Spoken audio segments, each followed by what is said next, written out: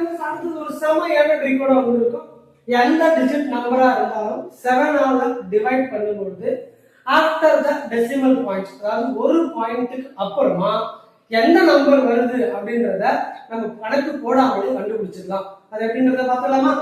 64 divided by 7 divide பண்ணி பார்த்தலாமா?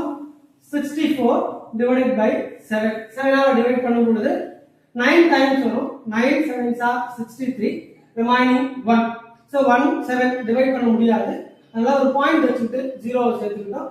so 1 time தான் வரும். 1 7s are 7, the remaining வந்து பாத்தீங்கன்னா 3. so after the decimal ஒரே ஒரு பாயிண்ட் மட்டும் கண்டுபிடிச்சாலே போதும். மீதி என்ன வேல்யூ வருதுன்றத நம்ம ஈஸியா இந்த டைரக்ஷன்ஸை வச்சு நம்ம கண்டுபிடிச்சிடலாம். இது வந்து ஒரு கிளாக் மாதிரி. இதை ஞாபகம் வச்சுக்கிட்டீங்கன்னா ஆன்சர் ஈஸி.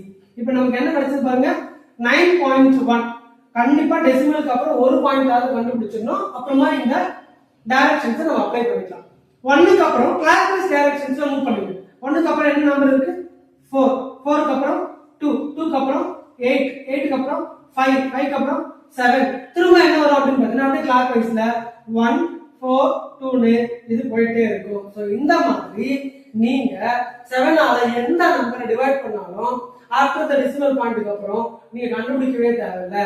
ஸோ இந்த சூத்திரத்தை வச்சு நம்ம என்ன பண்ணிடலாம், ஈஸியா இந்த சம்ஸை சால்வ் பண்ணிடலாம். எந்த மாதிரி ட்ரிக்ஸை நீங்க தெரிஞ்சுக்கணும்னா அப்போ நம்ம சேனல்ல சப்ஸ்கிரைப் பண்ணிக்கங்க.